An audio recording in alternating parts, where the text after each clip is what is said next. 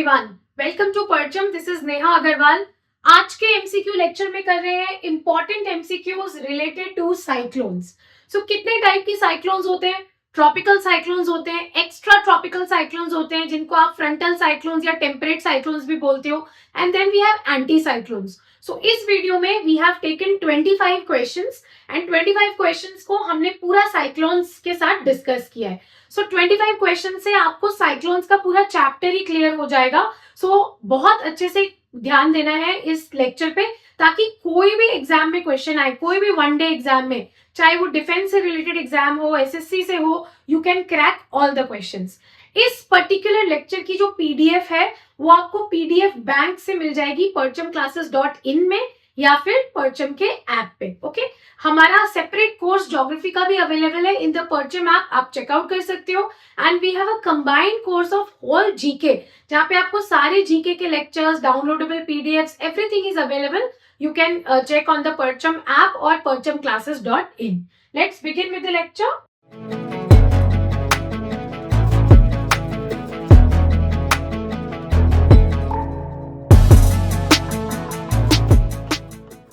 So question number 1। So cyclones are cause due to, देखो कोई भी साइक्लोन का कारण लो प्रेशर सिस्टम ही होता है। ठीक है, एक आई बनती है, एक लो प्रेशर बनता है मेनली इन द ओशंस, और उस लो प्रेशर में हाई प्रेशर एरिया से विंड आके कन्वर्ज होते हैं। ये विंड फिर राइज होते हैं और डिफ्लेक्ट हो जाते हैं, और डिफ्लेक्ट होने के बाद ये एक सर्कुलर पैटर्न बनाते हैं, और इसी को आप साइक्लोन्स बोलते हो। हमने कोर्स के वीडियो में भी ये चैप्टर बहुत डिटेल में डिस्कस किया है, एंड बहुत बार मैंने आपको एमसीक्यू पढ़ाते वक्त इसका फिनोमेना भी समझाया है। So cyclones are always related to low pressure system, ये याद रखना है आपको। Now moving on to the sheet which gives you the explanation. So cyclones are huge revolving storms caused by winds blowing around a central area, और ये central area कौन है? The low pressure area, the low atmospheric pressure area. So you can take a screenshot or you can also buy the PDF bank. So in the northern hemisphere, cyclones are called hurricanes or typhoons, and their winds blow in an anti-clockwise direction. So ये anti-clockwise direction क्यों है? Because of the Coriolis effect, क्योंकि आपके northern hemisphere में anti-clockwise हो जाता है and southern hemisphere में क्लॉकवाइज सर्कुलेशन हो जाता है। सो ये आपको याद रखना है। Moving on to question number 2। So consider the following statements in respect to temperate cyclones. So temperate cyclones की जो ड्यूरेशन है ना, वो थोड़ी सी ज्यादा होती है, और टेम्परेट साइक्लोन्स में टोरेंशियल रेन नहीं होता, थोड़ा सा रेन हल्का होता है, परसिस्टेंट रेनफॉल होता है, लेकिन वो लंबे समय तक रहता है, 7, 8, 10 डेज तक। और ट्रॉपिकल साइक्लोन्स में जो रेनफॉल है वो 2 या 3 दिन में ही रहता है। ठीक है, so they rise in the belt of trade winds. ये बिल्कुल गलत है। देखो, trade winds actually tropical areas में बहते हैं, mainly in the equatorial, in the tropical areas. लेकिन टेम्परेट साइक्लोन्स के नाम से ही आपको पता चला है टेम्परेट रीजन, इसका मतलब बिलो 35 डिग्री वो नहीं बहते हैं। तो 35 degree north latitude and 35 degree south latitude के बियॉन्ड जब आप जाओगे तभी आपको टेम्परेट साइक्लोन्स मिलेंगे। They move from west to east, this is correct, क्योंकि temperate cyclones actually west to east बह रहे हैं। कैसे पता चलता है? टेम्परेट साइक्लोन्स जेट स्ट्रीम से बहुत ज्यादा इफेक्ट होते हैं। ओके, जेट स्ट्रीम से इनको एक अलग ही स्पीड मिलती है, और ये जेट स्ट्रीम्स का जो बहाव है ये भी वेस्ट टू ईस्ट है, मतलब रोटेशन के इफेक्ट में आता है, and that is why only 2 is your answer. Okay, moving on to the explanation sheet. आप यहाँ डायग्राम से समझ सकते हो अबाउट द ट्रेड विंड्स। सो आप देख रहे हो 30 डिग्री नॉर्थ एंड इक्वेटर के बीच में ट्रेड विंड्स बह रहे हैं। That is why trade winds का कोई भी ताल्लुक टेम्परेट साइक्लोन से नहीं है। टेम्परेट साइक्लोन्स का मेनली किससे ताल्लुक है? वेस्टर्ली विंड से। ओके, सब ट्रॉपिकल विंड, वेस्टर्ली विंड्स, इनसे। Now moving on to question number 3। So tropical cyclones of Philippines is termed as, देखो ट्रॉपिकल साइक्लोन का हर रीजन में अलग अलग नाम है, एंड फिलीपींस में इन्हीं साइक्लोन्स को टाइफून के नाम से बुलाया जाता है। Philippines and China both. So South China C, Philippine Sea में जो भी साइक्लोन्स डेवलप हो रहे हैं उनका नाम टाइफून्स होगा। Okay, so next question number 5, anti cyclones पे। एंटी साइक्लोन्स पता है किस चीज से रिलेटेड है? हाई प्रेशर सिस्टम से। और साइक्लोन्स किससे रिलेटेड है? लो प्रेशर सिस्टम से। सो क्वेश्चन नंबर 5 बोल रहा है which one is an anti cyclone. तो सबसे पहले तो आप लो प्रेशर वाले जो ऑप्शन है उनको हटा दो, क्योंकि आपने एंटी साइक्लोन देखा, एंटी साइक्लोन देखते दिमाग में क्या आना चाहिए, high pressure system. So high pressure system with clockwise winds in the northern hemisphere, ये स्टेटमेंट करेक्ट है. देखो अगर साइक्लोन्स होंगे तो क्लॉकवाइज सर्कुलेशन सदर्न हेमिस्फीयर में होगा, और एंटी साइक्लोन होंगे तो क्लॉकवाइज सर्कुलेशन नॉर्दर्न हेमिस्फीयर में होगा. सो ये एज अ फैक्ट आपको याद रखना है. जो साइक्लोन्स चैप्टर है उसमें बहुत सारे छोटे छोटे कंसेप्ट्स है related to their circulation, related to their landfall, related to their creation, सब कुछ. सो एमसीक्यू वाले वीडियोस में पूरा डिस्कशन करना पॉसिबल नहीं है. सो मैं इसीलिए आपको बोल रही हूँ बाय द कोर्स, वहां पर you will get the detail video of every chapter, so that will be easy for you to cater the GK preparation of any exam. Okay, so this is the explanation of the anticyclones. So anticyclone is a large air mass that rotates around a strong center of high atmospheric pressure. So high pressure से related है आपका anticyclones, और यहाँ पर इनके movement के बारे में लिखा हुआ है. So you can take a screenshot or also take the PDF bank. Moving on to question number 6. So question number 6 is saying the cyclonic storm occurring over the Caribbean Sea. So मैंने अभी आपको बताया कि cyclones के अलग अलग नाम है अलग अलग रीजन्स में. इसके पहले वाला जो क्वेश्चन था दैट वाज अबाउट फिलीपींस, और वहां हम उसको क्या बोल रहे थे, टाइफून्स. ये क्वेश्चन है कैरेबियन सी. सो कैरेबियन सी कहाँ पे है, लैटिन अमेरिका में है. नॉर्थ अमेरिका और साउथ अमेरिका के बीच में कैरेबियन सी पड़ता है, जहाँ पे वेस्ट इंडीज के आइलैंड्स भी हैं. सो वहां पे आप इसको बोलते हो हरिकेन. ठीक है, सेम साइक्लोन्स को वहां बोला जाता है hurricane. Now moving on to question number 7. So consider the following sentence in the context of cyclone Varda. देखो साइक्लोन वर्धा ना पुराना साइक्लोन है. It appeared in 2016, but in Tamil Nadu state it was one of the most devastating cyclones, और इसीलिए मैंने इस पे question लिया है. Okay, so it was a tropical cyclone that passed over the northern part of the Indian Ocean. Yes, so Indian Ocean से ये पास हुआ and it entered into the Bay of Bengal. The name Varda given by Myanmar, ये wrong है. देखो naming of cyclones में ना क्या होता है कि बहुत सारे कंट्रीज अथॉरिटी को नाम सबमिट करते हैं और वो उन नामों में से एक नाम चूज करता है. ये जो पर्टिकुलर साइक्लोन का नाम है ये पाकिस्तान ने दिया था, मतलब पाकिस्तान ने इसको नहीं दिया था ये नाम, अथॉरिटी को सबमिट किया था शुरू में ही. तो अथॉरिटी उनमें से चूज करती है, तो उन्होंने पाकिस्तान वाला नाम चूज किया था, तो हमारा 2 ऑप्शन रॉन्ग है. अब आप देखो 2 कहाँ कहाँ है, डी में है, सी में है, ए में है. अगर आपको थर्ड ऑप्शन के बारे में कंफर्म नहीं भी है तो भी आप एलिमिनेशन मेथड से आंसर कर सकते हो. Answer will be 1 and 3. सो 1 या 3 में दोनों में से अगर एक भी पता होता तो you could have answer. 3 statement बोल रहा है cyclone Vardah made landfall in Tamil Nadu and coastal Andhra Pradesh. So Tamil Nadu and Andhra Pradesh के बॉर्डर पे देयर इज अ लेक जिसको हम बोलते हैं Pulicat lake, which is one of the lagoons of India also. और पुलिकट लेक के पास ही वी हैव श्रीहरिकोटा आइलैंड, जहाँ पे Satish Dhawan space research centre है, जो हमारा सैटेलाइट लॉन्चिंग पैड भी है. ठीक वहीं पे इस साइक्लोन की लैंडफॉल हुई थी और उसके बाद ये साइक्लोन डाई डाउन हो गया था. Okay, so this was the explanation. जो मैंने आपको ऑलरेडी इतना एक्सप्लेन किया है उसी का ये फॉर्म लिखा हुआ है. And this is the map. So this is where the cyclone actually fell. ये एक्चुअली पुलिकट लेक का एरिया है. Pulicat Lake is present on the boundaries of, on the borders of Tamil Nadu and Andhra Pradesh, the coastal borders. Map जरूर देखें, Atlas आपको जरूर clear होना चाहिए. Question number 8. Tropical cyclones in Australia. Now Australia में tropical cyclones को क्या बोलते हैं, विनी विनी. ठीक है, सो हमने टाइफून्स किया in Philippines, then we did hurricanes in Caribbean sea, and now this is willy willy in Australia. Notes जरूर बनाना है आपको. Next is question number 9. So an anticyclone. Anticyclone क्या है, हाई प्रेशर सिस्टम. पहला स्टेटमेंट क्या बोल रहा है, लो pressure system. Cyclone is a low pressure system, anticyclone is a high pressure system. ये मैंने आपको पहले ही क्लियर किया. अब 1 मतलब ये सी और बी आंसर नहीं हो सकता. Has winds blowing clockwise in the southern hemisphere. ये भी रॉन्ग हो गया. Clockwise in the northern hemisphere है and anti-clockwise in the southern hemisphere. और इसका ठीक उल्टा होगा ट्रॉपिकल साइक्लोन्स में. ओके, सो 2 स्टेटमेंट भी रॉन्ग है, इसका मतलब ये भी रॉन्ग है. So answer is 3 and 4. देखो एलिमिनेशन से अगेन हमने एक और आंसर निकाला बिना पूरा पढ़े हुए, फिर भी we will read. Is accompanied by clear and settled weather conditions. मैंने बताया एंटी साइक्लोन में क्लियर वेदर होता है, बहुत ज्यादा स्टॉर्मी या रेनी कंडीशन नहीं होता है. Is more extensive, slower moving and more persistent than a depression. जब भी किसी साइक्लोन की लैंडफॉल होती है, वो साइक्लोन तुरंत एक दिन के अंदर ही डाई डाउन हो जाता है. ठीक है, तो ट्रॉपिकल साइक्लोन्स की जो लाइफ साइकिल है वो 2 से 3 दिन है. लेकिन बाकी साइक्लोन्स जैसे फ्रंटल साइक्लोन्स या टेम्परेट साइक्लोन्स या एंटी साइक्लोन्स, इनकी लाइफ थोड़ी सी ज्यादा होती है क्योंकि इनका लैंडफॉल का चक्कर नहीं रहता. They can appear both in land and water. लेकिन tropical cyclones are totally related to ocean या water. That is why landfall का एक रहता है. Moving on to question number 10, what is a tornado? So tornado क्या है? It is again a cyclone. That is why it is a center, a very low pressure center. High pressure नहीं हो सकता. Planetary winds हमने पूरा पढ़ा है. Planetary winds का किसी का भी नाम टोर्नेडो नहीं है. And it is not related to ocean wave.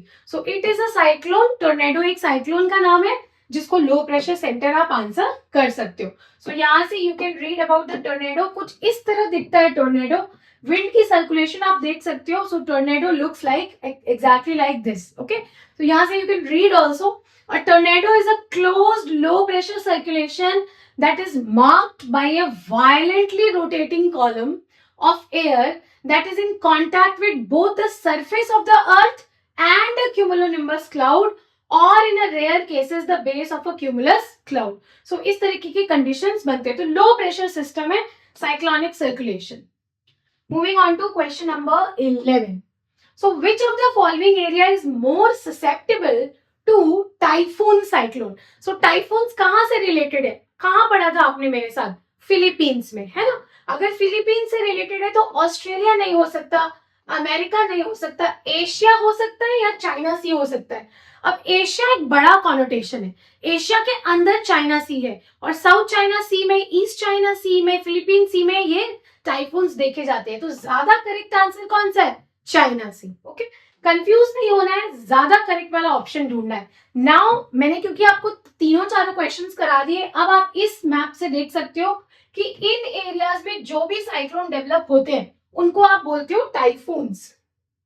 Okay, so in areas में जो भी साइक्लोन डेवलप हो रहे हैं टाइफून्स. नीचे इंडियन ओशन में जो भी साइक्लोन डेवलप होते हैं उनका नाम साइक्लोन्स ही है. ओके, साइक्लोन्स ही है इंडियन ओशन और पैसिफिक ओशन वाले. और अगर चाइना सी, साउथ चाइना सी, फिलीपीन सी में हो रहा है तो हम उनको टाइफून्स बोलते हैं. अगर कैरेबियन सी में हो रहा है या आपका पैसिफिक ओशन इस साइड वाले में हो रहा है तो आप उसको हरिकेन्स बोलोगे. एंड देन एक और हमने पढ़ा था कि अगर ऑस्ट्रेलिया में हो रहा है तो आप उसको विली विली बोलोगे, है ना. हर ट्रॉपिकल साइक्लोन का नाम हर जगह पे अलग है. Moving on to question number 12. Statement 1. Anticyclone, which is a high pressure wind system, does not bring about significant change in weather condition. सही है स्टेटमेंट. ज्यादा चेंजिंग नहीं लाता है और हाई प्रेशर सिस्टम है anticyclone. The outward movement of wind from the high pressure center keeps limited scope for weather disturbance. Yes, देखो anticyclone का मतलब क्या है? हाई प्रेशर सिस्टम है और हाई प्रेशर से विंड लो प्रेशर की तरफ बाहर भागती है. इसका मतलब यहाँ ज्यादा हलचल या वेदर रिलेटेड चेंजेस होने की संभावना बहुत कम है. सो ये जो स्टेटमेंट है ये इसका एक्सप्लेनेशन ही है. That is why we have the correct answer as this one. So both the statements are individually true and statement 2 is the correct explanation of statement 1. Okay. Moving on to question number 13. Consider the following statements. In a cyclone, the direction of wind flow is counterclockwise in the northern hemisphere. Correct statement है. अगर clockwise है तो वो कहाँ है? southern में. So cyclone में northern hemisphere में काउंटर क्लॉकवाइज है और अगर एंटी साइक्लोन होगा या टेम्परेट साइक्लोन होगा तो नॉर्दर्न हेमिस्फीयर में क्लॉकवाइज होगा, है ना. So counter clockwise. The tropical cyclone fades away when it reaches the land because there is no large supply of warm moist air. अभी थोड़ी देर पहले हमने डिस्कस किया था कि tropical cyclones are mainly dependent on the ocean and ocean के जब moist air की सप्लाई मिलती रहती है तभी तक वो साइक्लोन जिंदा रहता है. जैसे ही साइक्लोन का रुख लैंड की तरफ होता है और उसकी लैंडफॉल होती है वैसे ही साइक्लोन डाई डाउन हो जाता है. So both the statements are correct and that is why answer is both 1 and 2. तो यहाँ से आप पढ़ सकते हो cyclone is the synonym of hurricane. The air moves in the cyclone inwards in an anti-clockwise direction in the northern hemisphere, clockwise in the southern hemisphere. Cyclones are divided as extratropical cyclones or temperate cyclones or tropical cyclones. Tropical cyclones totally dependent on the warm, moist air of the ocean. Extratropical or temperate cyclones can occur both on the land surface and on the ocean surface. Okay. Moving on to question number 14. So which of the following statement is correct? Correct ढूंढना है हमें. The tropical cyclones of China Sea are called typhoons. Very correct. बार बार बताना नहीं पड़ेगा. The tropical cyclones of the West Indies are called tornadoes. No. West Indies का मतलब है Caribbean Sea. और Caribbean Sea का मतलब hurricanes. Tornadoes नहीं, है ना? तो 2 करेक्ट और 2 रॉन्ग है और 1 करेक्ट है. सो जिसमें 1 है उसकी संभावना है, लेकिन जिसमें 2 है वो रॉन्ग है. इसका मतलब ए भी रॉन्ग है और बी भी रॉन्ग है ना? और सी भी रॉन्ग है क्योंकि 3 ओनली है और स्टेटमेंट नंबर 1 करेक्ट है, हमें पता है. तो आंसर क्या आ गया? 1 and 3 बिना पूरा सॉल्व किए. तो 3, the tropical cyclones of Australia are called willy willy. Correct. Formation of an anticyclone results in stormy weather. बहुत बार डिस्कस कर चुके हैं कि एंटी साइक्लोन में स्टॉर्मी वेदर नहीं होता, persistent, clean, calm, clear weather होता है ना? Okay, यहाँ से you can take the explanation. We have discussed several times in this lecture about the typhoons and their names in different areas. Question number 15. Okay, which one of the following has the highest wind velocity? Highest wind velocity इन सब में से सबसे ज्यादा होते हैं tornado की. मैंने आपको टोर्नेडो का एक डायग्राम भी दिखाया था. उसकी वेलोसिटी सबसे ज्यादा होती है. यहाँ से आप टोर्नेडो का एक एक्सप्लेनेशन ले सकते हो, बहुत इंपॉर्टेंट है. So a tornado is a violently rotating column of air that is in contact with both the surface of the earth and a cumulonimbus cloud, or in a rare cases the base of a cumulus cloud. क्योंकि ये cumulonimbus cloud से है और cumulonimbus की nature क्या है? Convectional activity. सो convection जब ऊपर की तरफ जाती है वो डिफ्लेक्ट भी होते हैं because of the Coriolis force. इस डिफ्लेक्शन की वजह से एक राउंडेड स्ट्रक्चर बनता है, उसी को आप टोर्नेडो बोलते हैं. सो इसकी वेलोसिटी बहुत ज्यादा है क्योंकि टोर्नेडो खुद तो एक रोटेटिंग क्लाउड है ही, इसके अलावा क्यूमुलोनिम्बस का जो सपोर्ट है वो उसको मिलता है जो उसकी वेलोसिटी को इंक्रीज कर देता है. Okay, moving on to question number 16. Interesting question again. So match the following. आप आसानी से अब मैच कर सकते हो. Australia willy willy, China typhoons, India cyclones and USA hurricane. आराम से हम मैच कर सकते हैं इसको. सो ए ऑप्शन में 2 आ रहा है. सो दिस इज द आंसर. हमें आगे जाने की जरूरत ही नहीं पड़ी. अगर हमको एक भी पता होता तो यहाँ आंसर आ जाता, but now because of the discussion we know all the names. Okay, so इस मैप से you can take the note कि अलग अलग नाम कहाँ कहाँ है. सो ये आपका कैरेबियन सी का area in between north America and south America, और ये वाला एरिया को आप बोलते हो ईस्ट पैसिफिक, है ना. सो ये ईस्ट पैसिफिक ओशन है. इन जगहों पे हरिकेन्स बोला जाता है. अगर ये अरेबियन सी इंडियन ओशन में हो रहा है, बे ऑफ बंगाल में हो रहा है, तो आप इसको साइक्लोन का ही नाम देते हो, नाम अलग नहीं है. अगर ऑस्ट्रेलिया में हो रहा है तो ऑस्ट्रेलिया में हम इसको नाम देते हैं विली विली. और अगर चाइना सी, Philippine sea, east China sea, south China sea में हो रहा है तो हम उसको क्या बोलेंगे? टाइफून्स. सो ये बिल्कुल आपको करेक्टली याद रखना है. बहुत सारे क्वेश्चंस आते हैं एग्जाम में. Question number 17. Which of the following statements about tornadoes with their usual spin are correct? Anti-clockwise in the northern hemisphere. अब आप मेरे को बताओ टोर्नेडोज है क्या?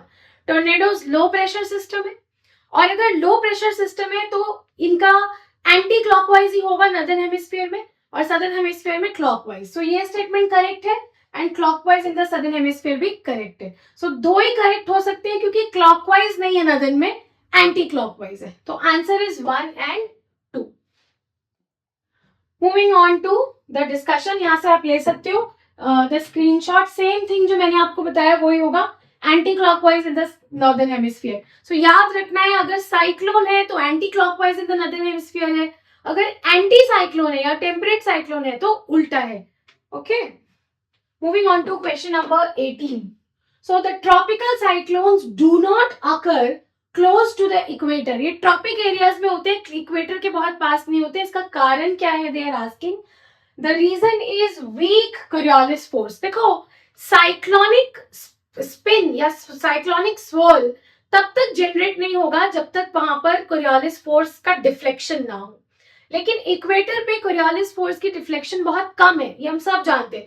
जितना जितना आप ऊपर जाते रहते हो, लैटिट्यूड ऊपर जाता रहता है, उतना ज्यादा कोरियोलिस फोर्स एक्चुअली इंक्रीज हो जाता है. तो इक्वेटर पे कोरियोलिस फोर्स एक्चुअली बहुत कम है. सो कंडीशंस क्या है एक फेवरेबल साइक्लोन होने के लिए? 27 डिग्री टेम्परेचर होना चाहिए around. Then presence of Coriolis force होना चाहिए ताकि वो साइक्लोनिक वॉर्टेक्स बना सके. Small variation vertical wind speed में, pre existing weak low pressure and upper divergence above the sea level system. So ये सारा हमने साइक्लोन चैप्टर में डिस्कस किया हुआ in the course. You can take from there also, you can take a screenshot from your also. Moving on to question number 19. So, what is the general direction of cyclones formed in the Bay of Bengal? So, Bay of Bengal में जो general direction है वो इस तरह आ रही है. So, इस तरह आने के बाद इस तरह घूम जाती है. So, the direction is actually east to west. Okay? It is east to west. You can see from this diagram and you can understand the arrows जो बन रहे हैं. You can see it is coming from east and going towards west and then they are forming a cyclonic depression. Okay, so Bay of Bengal में याद रखना है east to west होता है wind का direction while the cyclonic activity is there. Moving on to question number 20. So mid latitude cyclones, again mid latitude का मतलब temperate latitude है ना, are generally found only over the ocean. So only over the ocean, mid latitude में नहीं है, tropical cyclones में है. Usually moves across North America from east to west. देखो अगर मिड लैटिट्यूड है, टेम्परेट है, तो मूवमेंट वेस्ट टू ईस्ट होनी चाहिए, है ना. In the effect of jet streams also हमने लेक्चर की शुरुआत में भी डिस्कस किया था. Are formed in the regions of strong temperature contrast. ये सही है. टेम्परेचर कॉन्ट्रास्ट मतलब एयर मासेस में अलग अलग temperature, cold air mass, hot air mass. Cold and hot air mass जब मिक्स होते हैं तो एक फ्रंट बनता है और वहीं पे मिड लैटिट्यूड साइक्लोन होते हैं, frontal cyclogenesis. Generally bring clear skies and little precipitation. ये भी करेक्ट है कि मिड लैटिट्यूड साइक्लोन में क्लियर स्काई और लिटिल प्रेसिपिटेशन है. देखो लिटिल प्रेसिपिटेशन करेक्ट है लेकिन क्लियर स्काई करेक्ट नहीं है. एक डल और ड्रिजी वेदर होता है, बहुत हल्की रेनफॉल होती है, drizzles, but it drizzles for a longer period of time. Precipitation का अमाउंट कम होता है लेकिन डल वेदर होता है, it is not clear sky. So that is why answer is C option.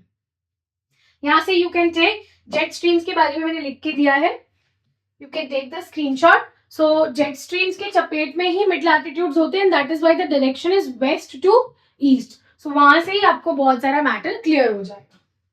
Moving on to question number 21. So winter rains in north and northwest India are generally associated. So winter rains जो हमारे रबी crops मतलब wheat cultivation के लिए बहुत important होती है, वो जनवरी and December months में हमें मिलती है. तो वो कहाँ से आती है? मेडिटेरेनियन से वो विंड्स आ रहे हैं और इंडिया में टेम्परेट साइक्लोनिक फीचर बना रहे हैं. देखो बहुत इजी आंसर करना. अगर नॉर्थ और नॉर्थ वेस्ट इंडिया वो बोल रहे हैं और अगर आपको पूरा फिनोमेना नहीं भी पता है तो north and north west India में आपको कोई ओशन नहीं मिलता, एंड अगर ओशन नहीं है तो ट्रॉपिकल साइक्लोन नहीं है, तो क्या बचा? Temperate cyclone. So that is why the answer is temperate cyclone. Okay, moving on to question number 22. So consider the following atmospheric conditions with reference to tropical cyclone. High relative humidity, warm oceanic temperature, दोनों correct है, दोनों होना चाहिए tropical cyclone बनने के लिए. The region lying between the tropics of Cancer and Capricorn. देखो ये फैक्ट है ट्रॉपिकल साइक्लोन के बारे में कि वो tropic of Cancer and Capricorn के बीच में ही होता है, लेकिन ये रीजन नहीं है. रीजन क्या है? ओशन की वार्मथनेस, 27 degree temperature, Coriolis force, low vertical winds, prevailing of low pressure systems, ये कंडीशंस है. तो थर्ड आपका कंडीशन नहीं है, इसलिए थर्ड आंसर नहीं होगा. 1 and 2 will be the answer. Okay, यहाँ से you can read about the 6 main requirements. मैंने पहले भी लिख कर दिया था, ये थोड़ा सा डिटेल में लिखा हुआ है, you can take a screenshot. Okay, moving on to question number 23. So a large body of air having fairly uniform temperature and humidity. So एक लार्ज बॉडी है, ये एयर की है, जितनी बड़ी ये बॉडी है इसमें टेम्परेचर और ह्यूमिडिटी सेम है हर जगह पे, ऐसे बॉडीज को क्या बोलते हैं, air mass. Okay, air mass. So ये हॉट एयर मास हो सकती है, इसके आसपास कोई कंपैरेटिवली कम टेम्परेचर वाला हुआ तो उसको आप कोल्ड एयर मास बोलोगे, और यही एयर मास जब आपस में टकराएंगे तो फ्रंट बनेगा और फ्रंट पे जनरेट होगा फ्रंटल साइक्लोन। सो यहाँ से आप एयर मास के बारे में पढ़ सकते हो। They are relatively large bodies of air that are fairly horizontally uniform in characteristics, मतलब टेम्परेचर, प्रेशर, ये सब यूनिफॉर्म होता है। Next is question number 24.